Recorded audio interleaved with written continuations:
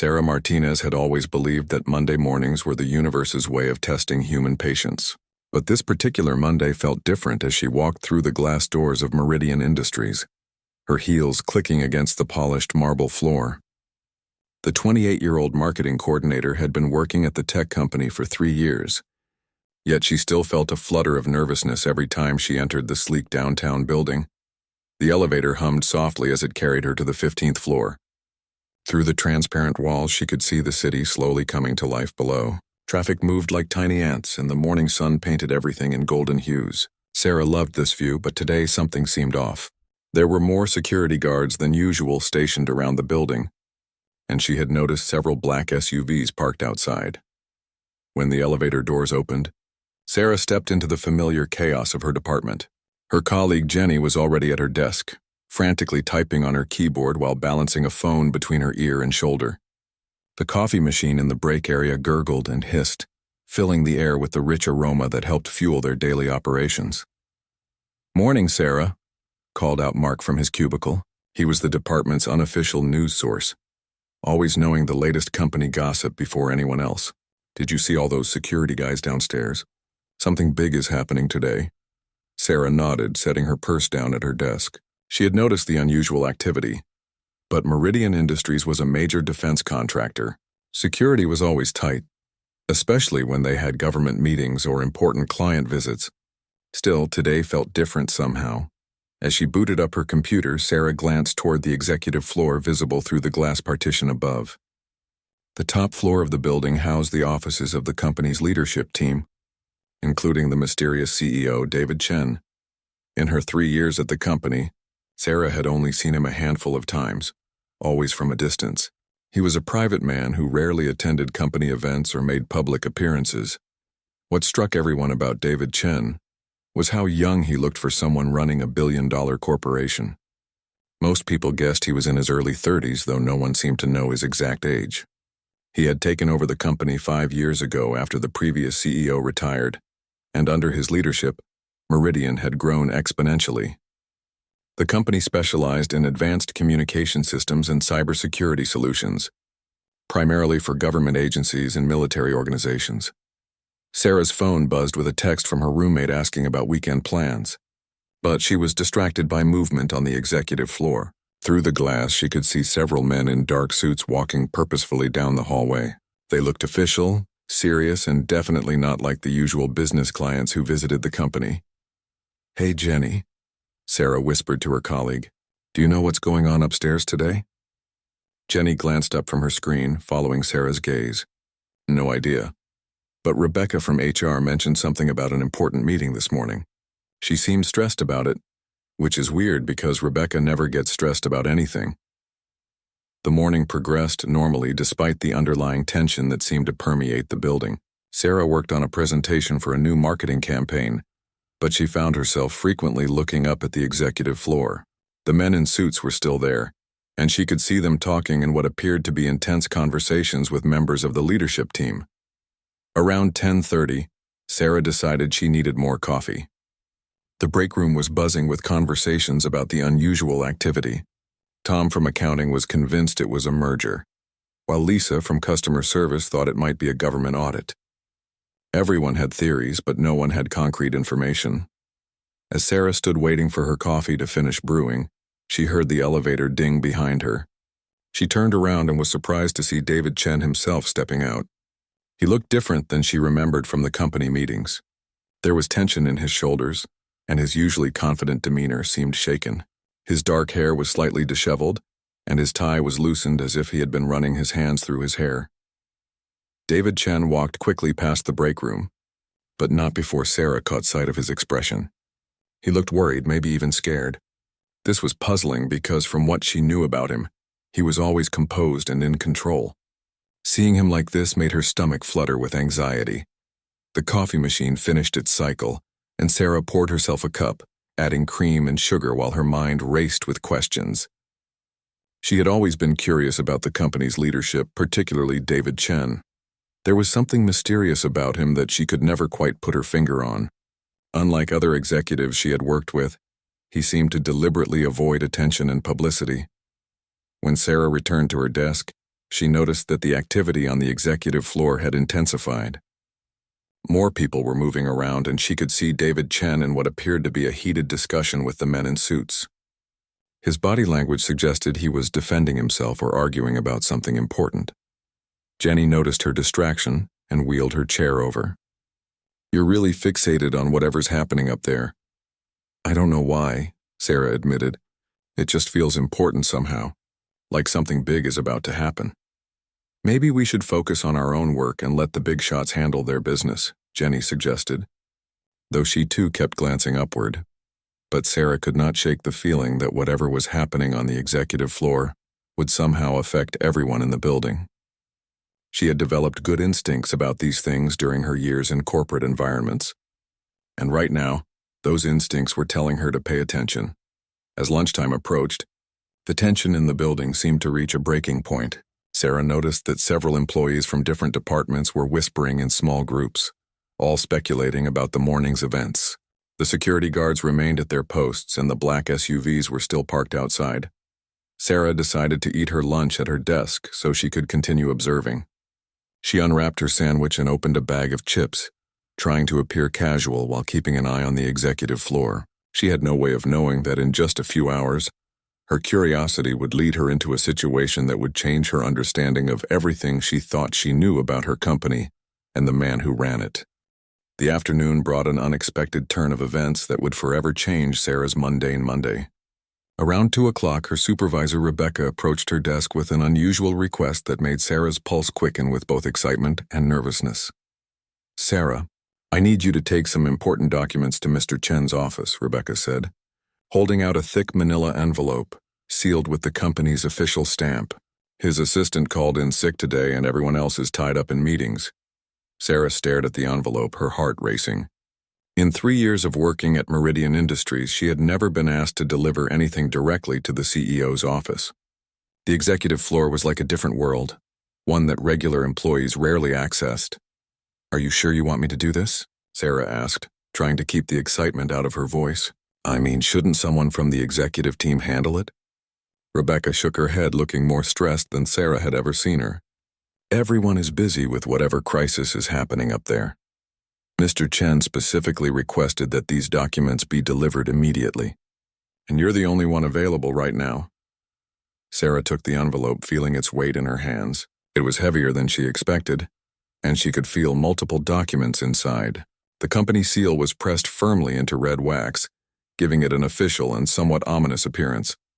"Just take the executive elevator to the top floor and find his office," Rebecca instructed. "It's the corner office at the end of the hall. Knock twice, wait for permission to enter, and hand the documents directly to him. Don't open the envelope, don't ask questions, and come straight back down." The walk to the executive elevator felt like the longest journey of Sarah's life. Her palms were sweaty, and she carefully adjusted her grip on the envelope to avoid leaving fingerprints on the smooth surface. The elevator that served the executive floor required a special key card, which Rebecca had given her along with strict instructions to return it immediately. As the elevator rose smoothly to the top floor, Sarah tried to calm her nerves by taking deep breaths. She had always wondered what the executive floor looked like, and now she was about to find out. The elevator chimed softly as it reached its destination, and the doors slid open to reveal a hallway that looked like something from a high-end hotel. The floors were polished hardwood, and the walls were lined with expensive artwork that Sarah recognized from her art history classes in college. Soft lighting created a warm, professional atmosphere that was completely different from the fluorescent-lit cubicle farm where she worked. The silence was almost overwhelming after the constant hum of activity on the lower floors.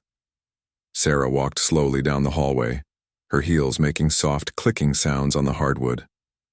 She passed several closed doors with nameplates indicating various vice presidents and department heads. The corner office at the end of the hall had a simple nameplate that read, "David Chen, Chief Executive Officer." She could hear voices coming from inside the office, and they did not sound friendly. There were at least 3 different people speaking, and their tones were sharp and argumentative. Sarah hesitated, wondering if she should wait or come back later. But Rebecca had emphasized that the documents needed to be delivered immediately. She raised her hand to knock but froze when she heard David Chen's voice rise above the others. "I told you I can't do that anymore." Too many people will get hurt if this continues. Another voice, deeper and more authoritative, responded with words that made Sarah's blood run cold. You don't have a choice in this matter. You knew what you were signing up for when you took this position. That was different, David Chen replied, and Sarah could hear the strain in his voice. The situation has changed. There are innocent people involved now. Sarah knew she should not be listening, but something about the conversation made her feet feel glued to the floor. This was not a typical business meeting or even a difficult negotiation. There was something much more serious happening inside that office. Your personal feelings are irrelevant, the deep voice continued. You have obligations that go far beyond this company. People are depending on you to fulfill your commitments. And what about the people who work here? David Chen asked. What about the employees who trust this company? They have no idea what's really going on. Sarah's mind raced as she tried to make sense of what she was hearing. What commitments? What was really going on? The conversation sounded like something from a movie, not a discussion between business executives. She was so focused on listening that she almost missed the sound of footsteps approaching the door from inside the office. Panic shot through her as she realized that someone was about to come out and find her eavesdropping.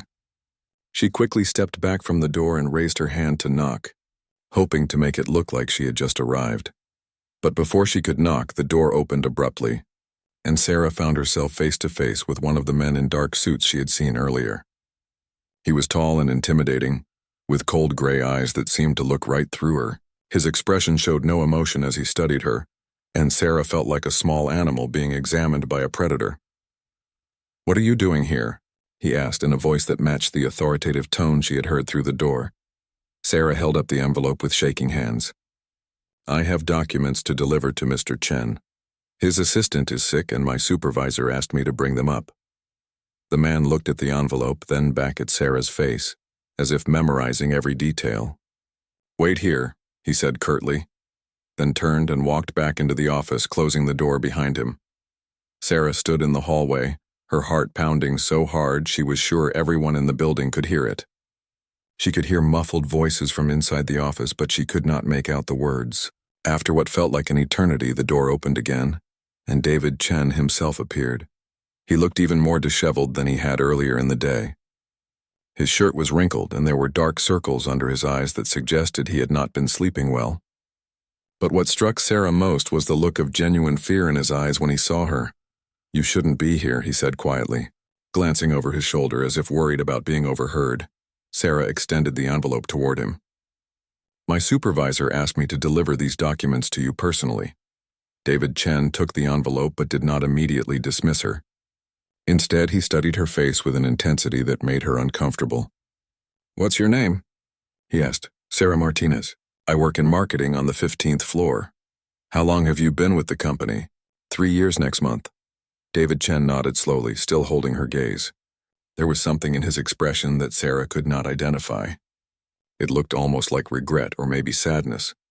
"Sarah Martinez," he repeated as if committing the name to memory. From inside the office, she heard the deep voice call out impatiently. "Chen, we need to finish this conversation." David Chen's jaw tightened, and for a moment Sarah thought he might say something more. Instead, he stepped back and began to close the door. But just as it was about to shut, he whispered something that would haunt Sarah for the rest of the day. "They're here for me." Sarah stood frozen outside the closed office door, David Chen's whispered words echoing in her mind like a warning bell. "They're here for me." The phrase carried a weight of desperation that made her stomach twist with anxiety. She had expected a simple document delivery, not a glimpse into what appeared to be a very dangerous situation. The hallway suddenly felt suffocating, and Sarah realized she needed to get back to her floor before someone noticed her lingering. She walked quickly toward the elevator, her mind racing with questions about what she had witnessed. The conversation she had overheard suggested that David Chen was involved in something far more complex than running a technology company. As the elevator descended, Sarah tried to process everything she had heard and seen. The men in suits, David Chen's obvious distress, the cryptic conversation about obligations and commitments that went beyond the company. None of it made sense in the context of what she knew about Meridian Industries. When she returned to her desk, Rebecca was waiting anxiously. "Did you deliver the documents?" she asked immediately. "Yes, I gave them directly to Mr. Chen," Sarah replied, handing back the keycard. She wanted to tell Rebecca about what she had witnessed, but something held her back. The fear in David Chen's eyes had been real, and she sensed that talking about it might put both of them in danger. The rest of the afternoon passed in a blur of distraction and worry. Sarah tried to focus on her work, but her mind kept returning to the executive floor and the mysterious conversation she had overheard. She found herself frequently glancing up at the top floor, looking for any signs of what might be happening. Around 4 o'clock, she noticed increased activity on the executive level. More men in suits had arrived, and she could see them moving through the offices with purpose. The black SUVs outside the building had multiplied, and she counted at least 6 vehicles parked on the street. Jenny noticed her distraction and rolled her chair over again. "You've been weird ever since you came back from delivering those documents." "What happened up there?" Sarah hesitated, unsure how much she should reveal. It was strange. There were a lot of serious-looking people in meetings, and Mr. Chen seemed really stressed about something. "Maybe it is a merger after all," Jenny suggested. "Those kinds of negotiations can get pretty intense." But Sarah knew it was not a merger. The conversation she had overheard suggested something much more serious and potentially dangerous. The way David Chen had looked at her, the fear in his voice when he whispered those words, indicated that he was in real trouble. As the workday drew to a close, Sarah made a decision that surprised even herself. Instead of leaving the building with everyone else, she decided to stay late and see if she could learn more about what was happening. She told Jenny she had a deadline to meet and waved goodbye as her colleagues headed for the elevators. The building grew quiet as most employees left for the day. Sarah pretended to work at her computer while keeping an eye on the executive floor. The lights were still on up there, and she could see shadows moving behind the glass partitions. Whatever was happening, it was far from over. Around 6:30, Sarah saw David Chen emerge from his office accompanied by 2 of the men in suits. Even from a distance, she could tell that he was not walking with them voluntarily. His posture was tense, and he kept glancing around as if looking for an escape route or hoping someone would notice his situation.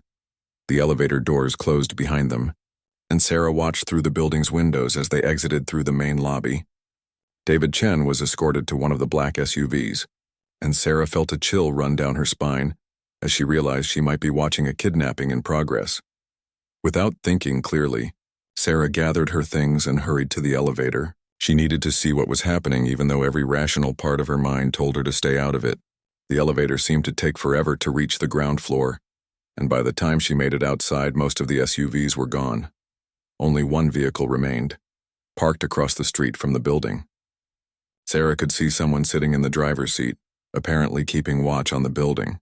She walked in the opposite direction, trying to appear casual while her heart pounded with adrenaline. 3 blocks from the office, Sarah ducked into a coffee shop and tried to think through her situation rationally. She had witnessed something that was clearly not normal business activity, but she had no idea what to do about it. Should she call the police? What would she tell them? That her CEO had been taken away by men in suits who might or might not be law enforcement? She ordered a latte and found a table by the window where she could think. Her phone buzzed with a text from her roommate asking when she would be home. But Sarah was not ready to go home and pretend everything was normal. She needed to understand what was happening to David Chen. As she sipped her coffee, Sarah tried to remember everything she knew about her mysterious CEO. He had taken over the company 5 years ago, but she realized she knew almost nothing about his background before that. Meridian Industries' website contained only basic biographical information, stating that he had extensive experience in technology and defense contracting. Now that she thought about it, David Chen's privacy had always seemed excessive for a CEO of a major corporation.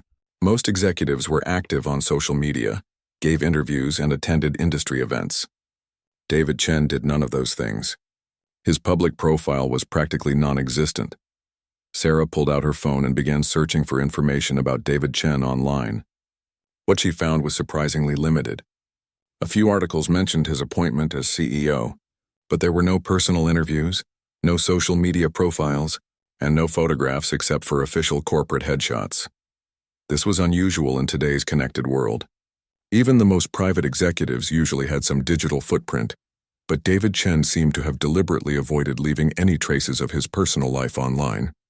The more she searched, the more convinced she became that David Chen was not who he appeared to be. As darkness fell outside the coffee shop, Sarah made another impulsive decision. She was going to return to the office building and see if she could learn more about what had happened. The rational part of her mind screamed that this was a terrible idea, but her curiosity and genuine concern for David Chen overrode her caution.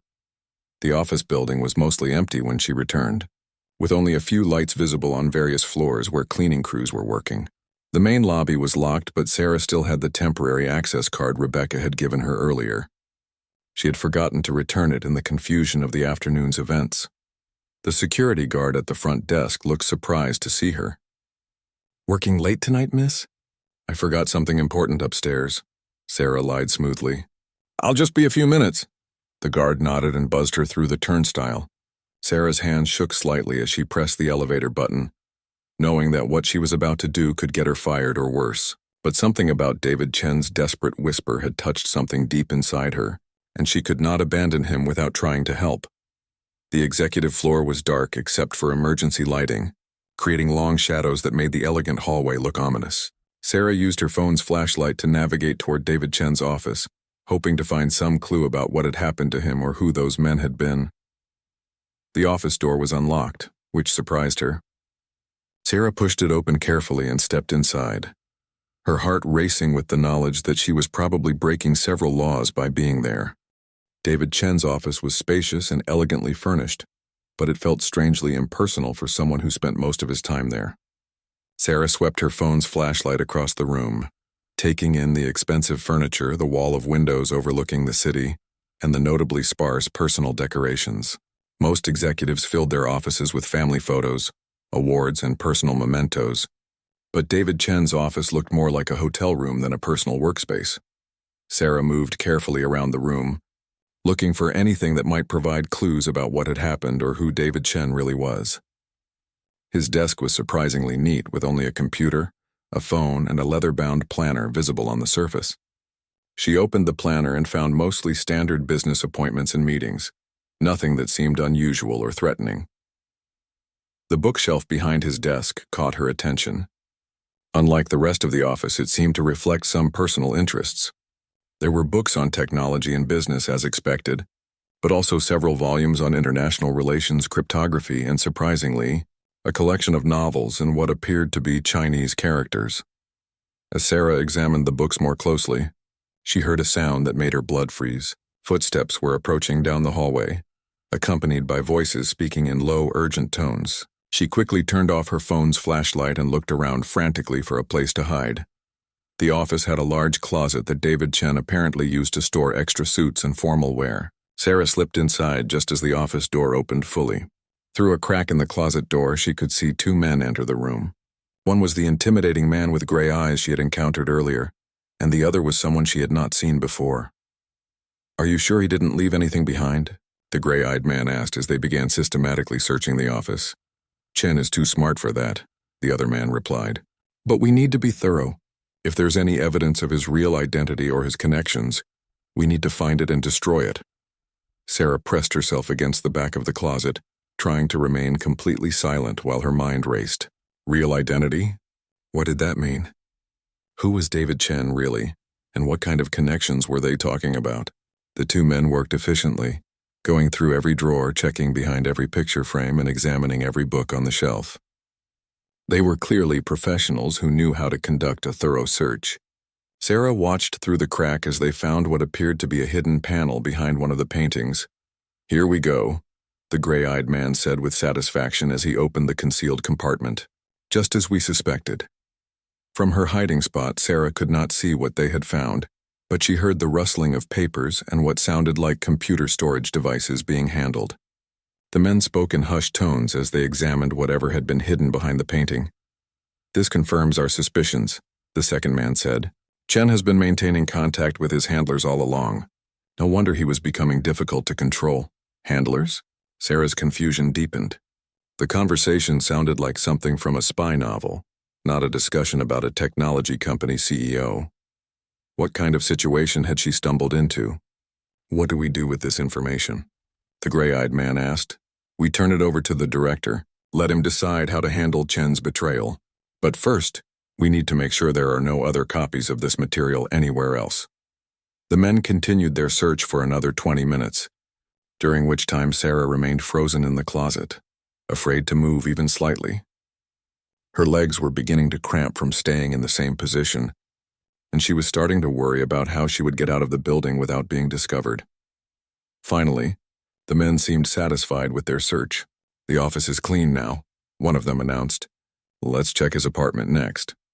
"What about the employee who delivered those documents earlier? The girl who was listening outside the door?" Sarah's blood ran cold as she realized they were talking about her. "We've already identified her. Sarah Martinez, marketing coordinator. 3 years with the company. We're monitoring her, but she doesn't appear to know anything significant. Should we bring her in for questioning?" "Not yet. If we move too quickly, it might draw unwanted attention. For now, we just watch her and see if Chen tries to make contact." The men left the office, and Sarah waited in the closet for what felt like hours before she dared to emerge. Her legs were stiff and her mind was reeling from what she had overheard. David Chen was apparently involved in some kind of espionage situation, complete with handlers and betrayals. The men who had taken him were some kind of intelligence operatives, and they were now monitoring her because she had witnessed too much. Sarah knew she needed to get out of the building immediately, but her curiosity got the better of her. She moved to where the men had found the hidden panel behind the painting. The compartment was empty now, but she could see that it had been designed to hold documents and electronic storage devices. As she examined the hidden compartment, Sarah noticed something the men had apparently missed. There was a small piece of paper wedged behind one of the mounting brackets, almost invisible unless you knew exactly where to look. She carefully extracted it and unfolded it in the dim light from her phone. The paper contained what appeared to be an address written in David Chen's handwriting, along with a series of numbers that might have been a code or combination. At the bottom of the paper were Chinese characters that Sarah could not read, but she recognized the urgency of the handwriting. Sarah photographed the paper with her phone before carefully replacing it exactly where she had found it. She had no idea what the address meant or why David Chen had hidden it, but she sensed it might be important. If he was really in trouble, this might be the only clue that could help him. Getting out of the building proved easier than getting in. The security guard barely looked up as she signed out, and Sarah walked calmly to her car while every instinct screamed at her to run. She had no way of knowing if the men were watching her at that moment, so she forced herself to act normally. Once she was safely in her car, Sarah drove aimlessly through the city while trying to process everything she had learned. David Chen was not just a CEO. He was involved in some kind of intelligence operation that had gone wrong. The men who had taken him were either from his own agency or from a rival organization. Either way, he was in serious danger. The address she had found might be significant, but Sarah had no idea what she should do with the information. Going to the police seemed pointless since the men who had taken David Chen appeared to be some kind of government operatives. But she could not just ignore what was happening and pretend she had never seen anything. As she drove through the quiet streets, Sarah made a decision that would change the course of her life. She was going to find the address on the paper and see if it contained any clues about how to help David Chen. She knew it was dangerous and probably foolish, but she could not abandon someone who was clearly in desperate trouble. The address led her to an older part of the city, where narrow streets were lined with small shops and apartment buildings that had seen better days. Sarah parked her car several blocks away and walked carefully through the shadows, trying to remain invisible to anyone who might be watching. The address corresponded to a small, nondescript apartment building with a faded brick exterior and windows that were mostly dark. Sarah studied the building from across the street, looking for any signs of surveillance or danger. Everything appeared quiet and normal, but she had learned enough that day to know that appearances could be very deceiving. Taking a deep breath, Sarah crossed the street and approached the building. The front door was secured with an electronic lock that required either a key or a code. She pulled out her phone and looked at the numbers David Chen had written on the paper, hoping they might work as a combination. Sarah's hands trembled as she entered the numbers from David Chen's note into the electronic lock. The first sequence failed, producing a harsh beeping sound that seemed unnaturally loud in the quiet night. She tried the numbers in a different order, her heart racing with each failed attempt. On the third try, the lock clicked open with a soft mechanical sound that filled her with both relief and terror. The building's hallway was dimly lit and smelled of old carpet and cleaning supplies. Sarah climbed the stairs to the third floor, following the apartment number she had deciphered from David Chen's cryptic note. Apartment 3B was at the end of a narrow corridor, and unlike the other units, its door was slightly ajar. Sarah approached cautiously, listening for any sounds from inside the apartment. Everything was silent, but she could see a thin strip of light coming from underneath the door. She pushed it open slowly, calling out softly in case someone was inside. "Hello? Is anyone here?" The apartment was small and sparsely furnished, clearly designed as a temporary safe house rather than a permanent residence. But what caught Sarah's attention immediately were the walls, which were covered with photographs, documents, and what appeared to be surveillance reports. Red strings connected various pieces of information, creating a complex web that looked like something from a detective movie. Moving closer to examine the wall, Sarah realized she was looking at an investigation that had been ongoing for years. The centerpiece was a large photograph of David Chen, but it was not the professional headshot she was familiar with from company materials. In this photo, he looked younger and was wearing what appeared to be a military uniform. Surrounding David Chen's photo were dozens of other images and documents. Sarah recognized some faces from Meridian Industries, including several executives and board members, but there were also photos of people she did not recognize, along with what appeared to be government buildings and foreign locations. The documents were a mixture of English and Chinese text, with official stamps and classifications that suggested they were intelligence reports. Sarah could not read most of the Chinese text, but the English portions revealed fragments of a story that made her stomach clench with anxiety. David Chen's real name was apparently Chen Wei, and according to the documents, he was a deep cover agent who had been placed in American technology companies to monitor and report on defense contracting activities. The timeline suggested he had been operating under false identities for over a decade, moving between different companies and gradually working his way up to positions of increasing responsibility. But something had gone wrong with the operation. Recent documents suggested that Chen Wei had been compromised, and there were indications that he had attempted to break contact with his handlers. The most recent reports were marked with urgent classifications and contained references to extraction protocols and potential exposure of other assets. Sarah stared at the wall of evidence, trying to process the magnitude of what she was seeing. David Chen was not just involved in espionage. He was a foreign agent who had infiltrated American defense contractors. The men who had taken him were probably counterintelligence operatives trying to determine how much damage he might have caused. But as Sarah studied the timeline more carefully, she began to notice something that complicated the simple spy narrative.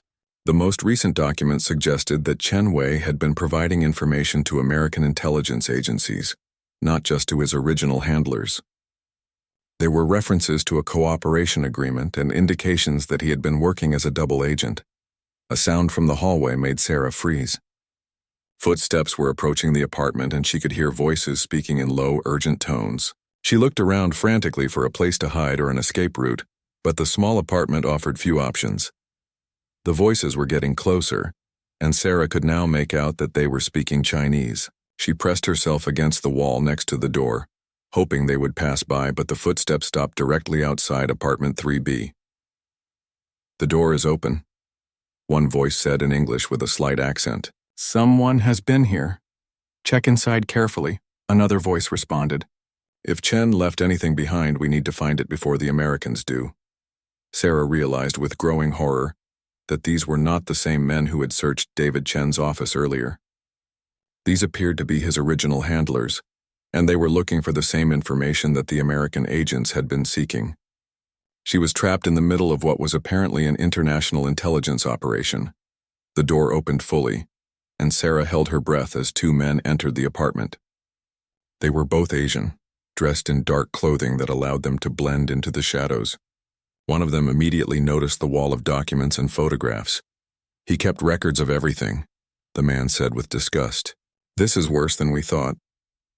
"Photograph everything before we destroy it," his companion replied. "Beijing needs to know exactly what information Chen might have compromised." As the men began systematically photographing the documents, Sarah realized that her hiding spot would not protect her much longer. The apartment was too small and they were bound to discover her within minutes. She needed to create a distraction or find another way out. Looking around desperately, Sarah noticed that the apartment's bathroom had a small window that might lead to a fire escape. Moving as quietly as possible, she slipped into the bathroom and closed the door behind her. The window was old and painted shut, but Sarah managed to force it open with considerable effort. The sound of scraping paint seemed impossibly loud, and she was certain the men in the other room would hear it. But they were apparently too focused on their documentation to notice the subtle noise.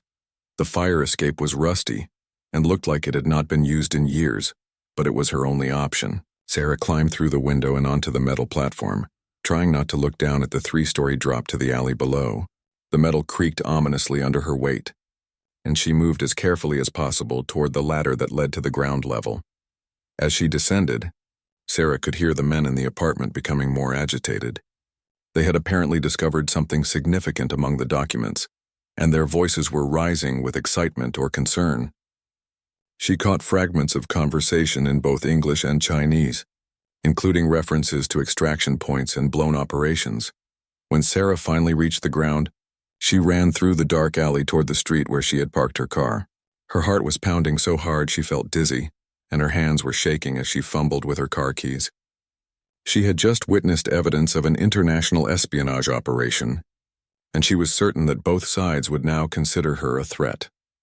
As she drove away from the apartment building, Sarah tried to think through her options rationally.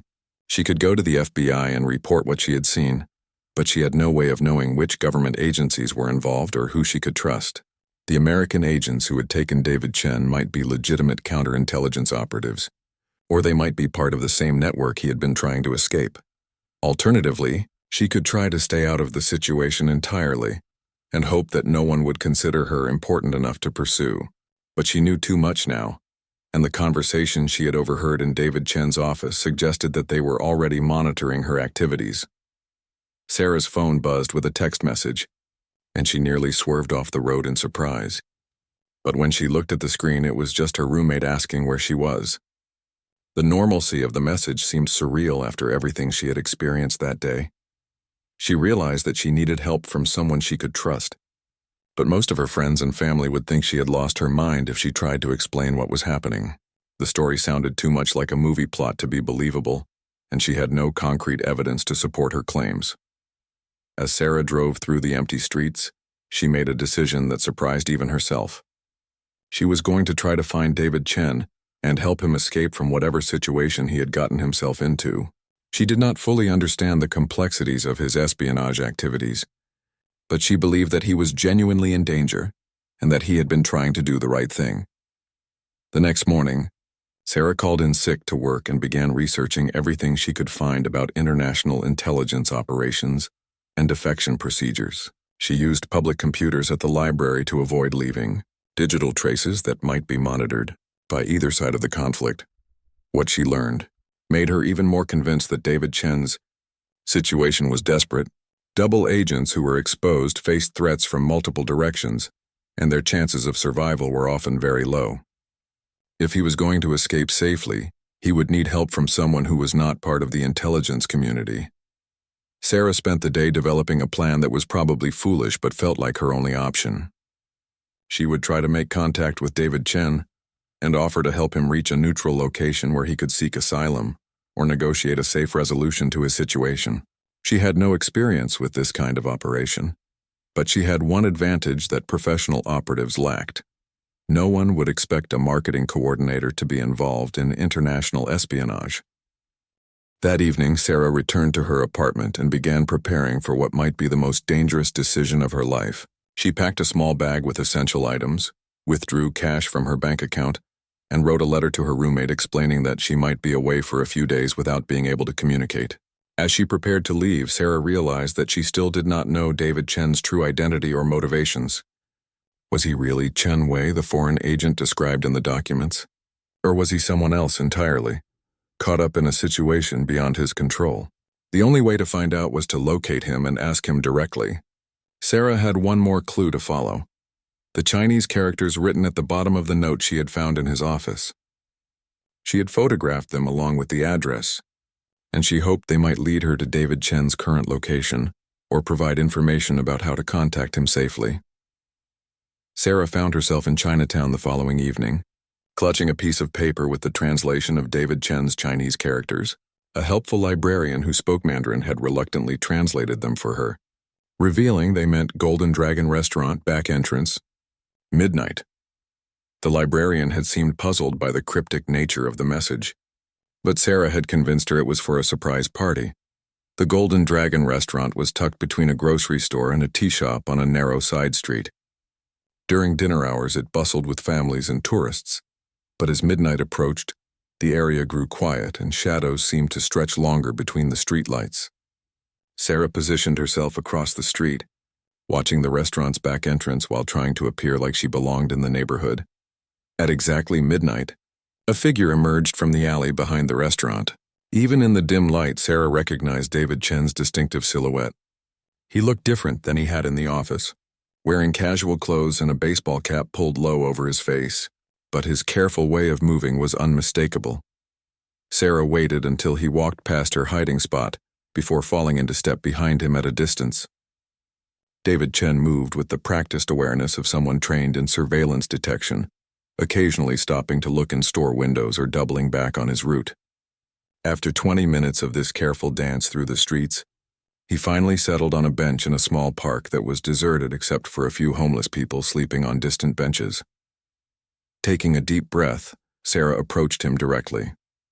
"Mr. Chen?" "It's Sarah Martinez from Meridian Industries." David Chen spun around, his hand moving instinctively toward what Sarah assumed was a concealed weapon. When he recognized her, his expression shifted from alarm to confusion, and then to something that looked like resignation. "Miss Martinez, I told you that you shouldn't be here. How did you find me?" "I found the note in your office. The address led me to an apartment with a lot of very interesting information about someone named Chen Wei." David Chen's shoulders sagged, and he suddenly looked much older than his apparent 30-something years. "You shouldn't have gone there. That place was compromised. By going there, you've put yourself in serious danger." "I think I was already in danger the moment I overheard that conversation in your office," Sarah replied, sitting down on the bench beside him. "I heard what you said. They're here for me. Who are they and why are you running?" David Chen was quiet for a long moment, studying Sarah's face in the dim park lighting. "You really don't know what you've gotten yourself into, do you? I know you're not really David Chen. I know you're involved in some kind of espionage operation that's gone wrong. And I know that people from at least 2 different organizations are looking for you. Beyond that, I'm pretty confused." A bitter laugh escaped from David Chen. "Chen Wei was my name before I became David Chen. Before I became Michael Wong and James Liu, and a dozen other identities over the past 15 years. I've been so many people that sometimes I forget who I really am."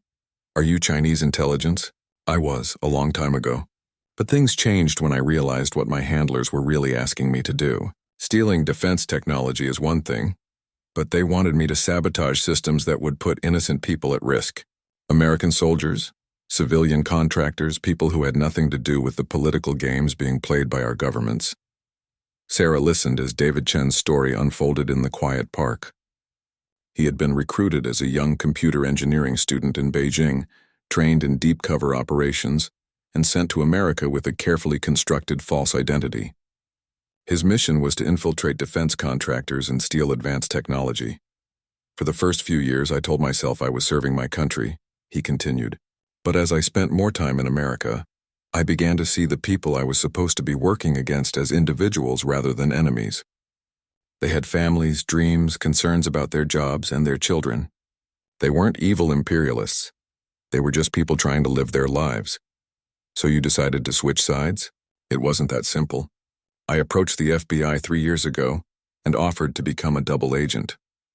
I thought I could provide information that would help both countries avoid conflicts while protecting innocent people.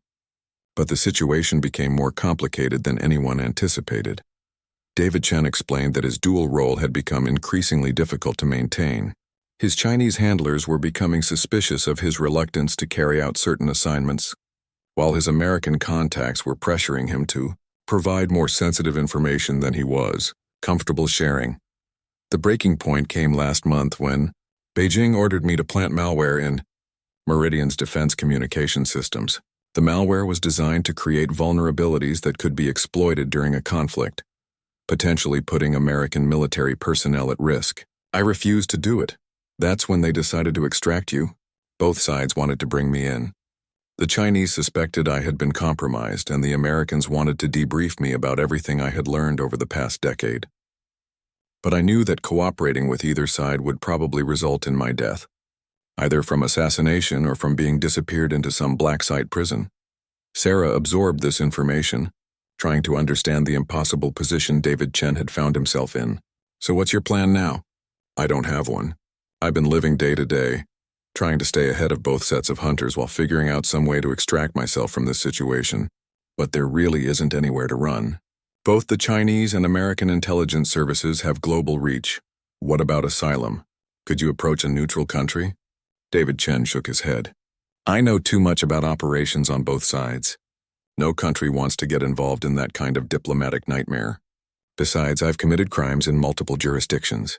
Even if someone offered me asylum, I'd probably spend the rest of my life in prison. They sat in silence for several minutes, both contemplating the seemingly hopeless nature of the situation. Sarah found herself feeling genuinely sorry for this man who had gotten caught between two powerful forces and was now paying the price for trying to do the right thing. Why did you leave that note where I could find it? Sarah finally asked. I didn't expect you to find it. I left it as a backup communication method, in case my American contacts needed to reach me. But when I saw you at my office, when I realized you had overheard enough to put yourself at risk, I thought maybe there was another option. What kind of option? David Chen turned to look at her directly. You're not part of either intelligence service. You have no training, no connections, no reason to be involved in any of this. That makes you invisible to the people who are hunting me. If you were willing to help, you might be able to do things that I can't do myself. Help you how? I need to get to Canada. I have contacts there who might be able to arrange safe passage to a non-extradition country. But every border crossing is being monitored, and my face is probably in every security database between here and Toronto. Sarah stared at him, realizing what he was asking. You want me to help you escape the country? I know it's asking too much. You have a life, a career, family, and friends. Getting involved with me could destroy all of that. But you're the only person I've met in 15 years who helped me simply because you thought it was the right thing to do, not because you wanted something from me. Sarah thought about her comfortable life. Her job at Meridian Industries, her plans for the future. Everything she had worked for could disappear if she got caught helping a foreign agent escape.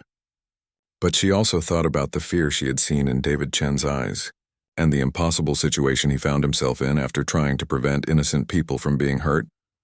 If I help you, she said slowly, what happens to me afterward? If we're successful, you go back to your normal life. I disappear completely and you never see me again. If we're caught, David Chen paused. If we're caught, both of our lives are probably over. Sarah stood up from the bench and walked a few steps away, looking up at the stars that were barely visible through the city's light pollution. She thought about the safe, predictable life she had been living, and the adventure novels she read to escape from her routine. She had never imagined that real adventure would be so terrifying and morally complicated.